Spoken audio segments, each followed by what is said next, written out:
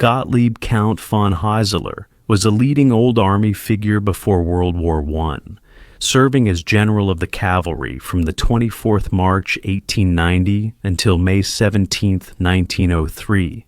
He commanded the 16th Army Corps in the fortress of Metz in Lorraine. The 16th Army Corps had consisted of the two infantry divisions, 33 and 34, stationed in numerous barracks in the fortress of the city and the other Alsace-Lorraine garrison locations.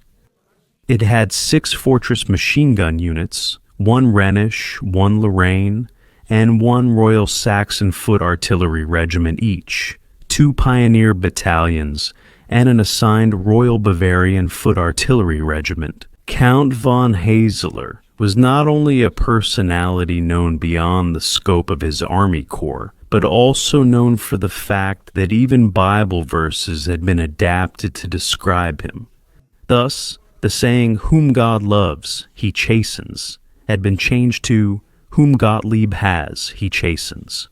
One of the reasons for this was that von Haeseler always got the utmost out of his corps, and, as an unmarried commander, was on duty 24 hours a day. This had earned the garrison in Metz the nickname Wallenstein's Camp throughout the entire army. Count von Haeseler, who wore his hair long and was often called the Rough Gottlieb or Old Gottlieb by his soldiers, was surrounded by numerous anecdotes. Some were appreciative, others mocking. Among the latter were reports of him lying in the trenches next to the recruits to correct their aiming and distance estimation, just like the squad leader in basic training, or his hours of lurking in Metz, hoping to catch an officer's orderly who was illegally carrying Mrs. First Lieutenant's shopping bag, or a lieutenant off duty out riding who probably needed a bit more work to do. But old Gottlieb had overlooked the fact that in the 2 decades after the victory over France in 1871, a barracks revolution had taken place, the likes of which had not been seen since the army reform of 1813 under Generals Gerhard von Scharnhorst, Neidhard von Gneisenau, and Karl von Clausewitz. Now, under the intellectual leadership of the Chief of the General Staff, Field Marshal Helmuth von Moltke the Elder, the specialists had shaped the army with their methodical approach, and no longer the old guard with their rather intuitive and passionate leadership. In contrast, Haeseler's antics, which were actually unnecessary for a commanding general, were immediately passed on to the press, where, much to the delight of the not entirely unvain general, they could be read the next day.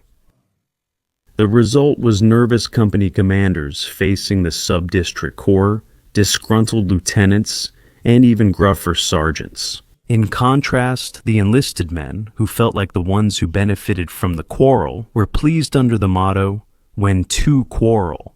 But especially the enlisted men, here they offer him a toast for his 79th birthday, received the special care of the general, which was especially true for the Alsace-Lorraine recruits who had been drafted into the German army in the imperial territory of Alsace-Lorraine since 1871, among whom von Haeseler had been particularly popular. For sentimental reasons, he would repeatedly bring individuals of this ethnic group to the front during inspections, as if they were something truly special. He is said to have been the one who ensured that 25% of the Alsace-Lorraine men were allowed to serve in their homeland, a circumstance that had, in part, had a negative effect on dissertations during the First World War.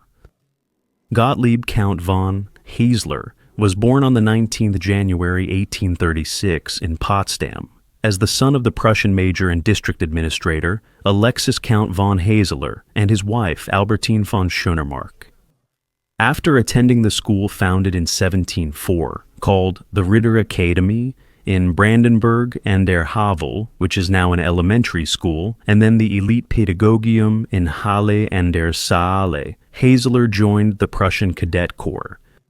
At the age of 17, in 1853, he became a soldier as a second lieutenant in the Hussar Regiment von Zieten, Brandenburg's number 3, in which he served. On the 31st, in May 1859, he was promoted to first lieutenant. In 1860, he then became the adjutant to the commanding general of the Third Army Corps of Prince Friedrich Karl of Prussia. In his staff, he served from February 1st to the 30th of October, 64. He participated in the German-Danish War that lasted until then. On April 1864, during the assault on the Duple entrenchments, he distinguished himself, and on the 16th of June, he was promoted to Rittmeister, which is what a captain was called in the cavalry. After the campaign, he was transferred to the Prussian General Staff in Berlin. Here in the picture, to the right above the Moltke Bridge, to begin at the start of the period from June 14th to the 23rd August 1866, during the campaign against Austria. He was assigned again to the headquarters of Prince Friedrich Karl, who now commanded the First Army. After the peace treaty, Haeseler became a major and squadron leader in the Hanoverian Hussar Regiment, Queen Wilhelmina of the Netherlands, Hanoverian number 15, on October the 17th, 67, which in 1871, after being taken over into the Prussian army and its relocation to the city of Wandsbek, the town was independent until 1937 and is now a district of the free and Hanseatic city of Hamburg. In the Franco-Prussian War from July 19, 1870 to the 10th of May, 1871, Haeseler initially served in the general staff of the second Prince Friedrich Karl of Prussia's army, where he was also present on the 16th of August when he witnessed the death ride of the cavalry brigade Bredow near Mars-la-Tour, for which this video exists. During the siege of Metz, here a fort captured by the French, Haeseler was wounded, and after the Battle of Le Mans on the 10th to the 12th of January 71, he was awarded both Iron Crosses. After the end of the fighting on the 11th May 1871, Haeseler joined the staff of the German occupation troops in Paris. On the 10th October 72, he was appointed as the chief quartermaster under the head of the occupation troops in France. In 1873, General Edwin Baron von Manteuffel was appointed as Field Marshal General. Following that, on the 19th January 1873, Haeseler was awarded the Prussian Order pour le Mérite by Emperor Wilhelm I, and then took command in the same year. Over the Ulan Regiment II, Brandenburg No. 11, stationed in Saarburg. Here is a picture of one of his soldiers. This regiment, in which he was promoted to lieutenant colonel on the 22nd March 1873, and colonel on the 3rd July 1875, had received the title Count Haeseler by Kaiser Wilhelm II in 1903. From 1879, he was appointed as the head of the Military History Department of the Great General Staff, which was established in 1871. On December 7, 1880, he became the commander of the 12th Cavalry Brigade in Neisse, Lower Silesia. The promotion to Major General followed on the 18th of December, 1881. Haeseler then took command of the 31st Cavalry Brigade in Strasbourg, Alsace, on October 17, 83, which was reinforced by numerous forts. 3 years later, on September 18, 1886, he was promoted to lieutenant general. Between December 4, 1886 and the 14th of January, 1887, he commanded the 20th Infantry Division in Hanover, and between January 15, 1887 and the 21st of March, 1889, the Infantry Division in Brandenburg, an der Havel. Then, on the 24th of March, 1890, the newly formed 16th Army Corps in the fortress of Metz, which he commanded until the 17th May, 1903 for about 13 years. There he lived in the small village of Papolsheim, today Plappeville, west of Metz, where he acquired this town villa on what is now Rue du Général Charles de Gaulle. On September 20th, 1890, he was promoted to General of the Cavalry, and on the 18th of January, 1901, to Colonel General. In May 1903, Haeseler retired from active service due to age and became a member of the Prussian House of Lords on Leipziger Street in Berlin, which is now the seat of the Federal Council. In January 1905, he was appointed Field Marshal. When the First World War broke out in 1914, the now 78-year-old, together with an adjutant, had accompanied his old corps for 2 years, which was deployed on the Western Front and was now led by General of the Infantry Bruno von Mudra. He also celebrated his 79th birthday here. But even as a visiting field marshal, which he actually was, he never hesitated to ride to the front on his horse in order to better assess the situation. As you heard, on March 24th, 1890, he had his 16th Army Corps in Metz Fortress, which he led until the 17th of May, 1903, and which he had developed into a model corps. That was also due to the following fact. Unique in the German army is the fact that as commanding general, he had personally conducted all the recruit inspections of his corps, something that would have been impossible with the geographically dispersed positions of the other corps. But in Metz, old Gottlieb, as mentioned unmarried and with all the time in the world, as he said, had his toy soldiers right at hand. But Haeseler was known not only as an exceptionally strict superior, but also as exemplary and caring in many areas. So he who had pushed his corps to the limit with alarms, marches, and other physical hardships, was the first commander to create the Lettenbach Convalescent Home in 1897 by renting Lettenbach Castle near Albersweiler at the foot of the Vosges. There, up to 80 officers, non-commissioned officers, and enlisted men were allowed to recover for weeks after wounds or injuries, all receiving the same care. So, basically, it was a military rehab center. Other Army Corps only followed its example much later. But anyone who now assumes that Metz was just another grim garrison town is mistaken. In the beautiful city theater founded in 1732, which had been completely modernized, operas, operettas, and plays were performed. Here, the rough Gottlieb was generous and allowed his soldiers some intellectual relaxation. Because what else was there back then, especially in this time without movies, television, or the internet? And even when, during the wild days, the youth of Metz, including of course many soldiers, let loose from Sunday until Ash Wednesday in a way otherwise only known from the German carnival strongholds, Gottlieb let things run their course. But then the old bachelor started to have some doubts about the readiness of his corps. Promptly, early on Ash Wednesday morning, he had the entire garrison put on alert.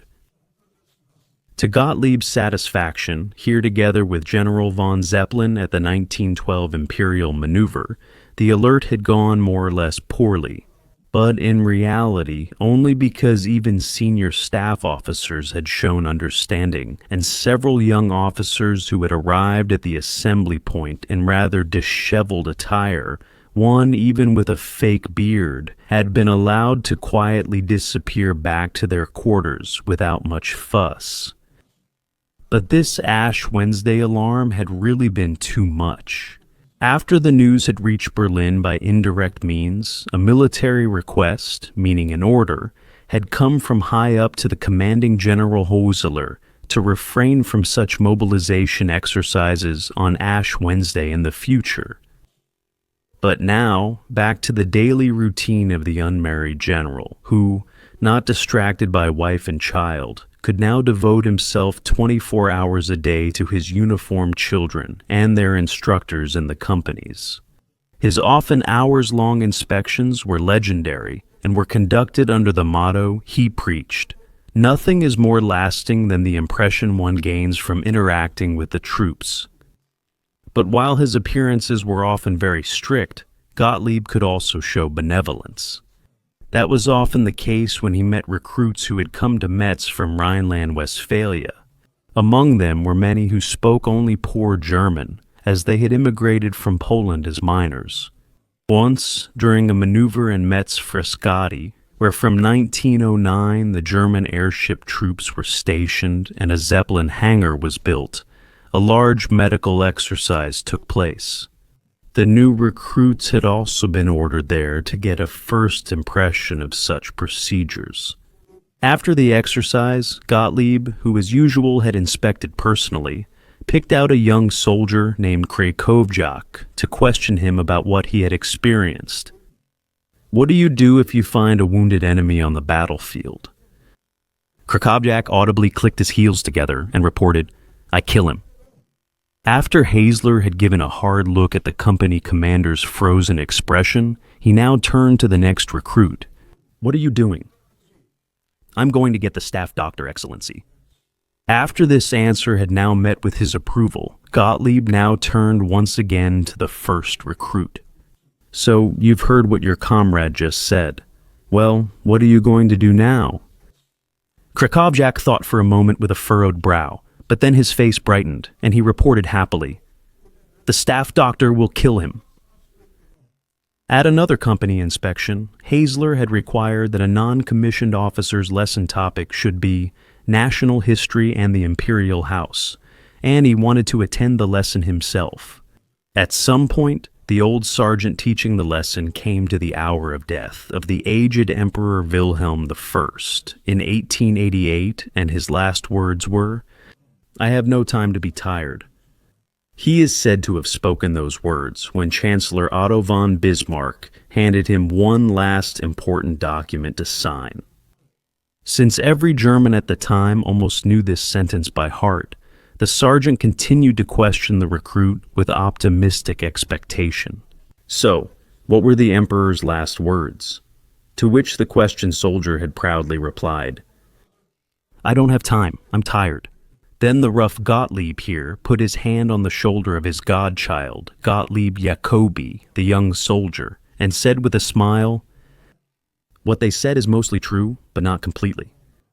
The inspection then came to a quick and cheerful end. As for the further fate of the artwork by the sculptor Michael Locke, at Kaiser Wilhelm I with the Angel of Death, had largely survived the bombing of World War II unscathed, just like the Berlin Montbijou Palace. But in 1959, it was destroyed by order of the East Berlin Socialist Unity Party magistrate, together with the palace. Field Marshal von Haeseler suffered a serious injury in 1916 in a riding accident, which confined him to his quarters in Cornay Castle in the Argonne for a long time. Here you can see him with his staff in January 15. In Cornay, Kaiser Wilhelm II also visited him. He stayed at the Hovel Castle in Lorraine, which he had acquired in 1890. On this occasion, Count Haeseler is said to have also requested his retirement. He then took over the management of the family estate Hanekopp near Rietzen, where, in addition to growing potatoes, he was also deeply involved in the German scouting movement. On the 25th October 1919, this remarkable personality passed away at his castle in Hanekopp, which had been blown up by the retreating Wehrmacht in the spring of '45. The field marshal had been buried between his parents in a now sealed crypt in front of the altar of the Hanekopp village church. Today, a memorial plaque placed there commemorates him. If we now take a final look at the life of this officer, who, like his cavalry branch, seemed out of his time, his personal tragedy was that, in order to have the chance to command an army, he was born too early for the 1870 campaign against France and too late for the War of 1914. But as it is, thanks in part to the numerous anecdotes from his time as commanding general of the 16th Army Corps in Metz, He has gone down in German military history as a sometimes eccentric, but on the other hand also an outstanding military figure who was always a model of duty to his corps and a model of military loyalty to his homeland.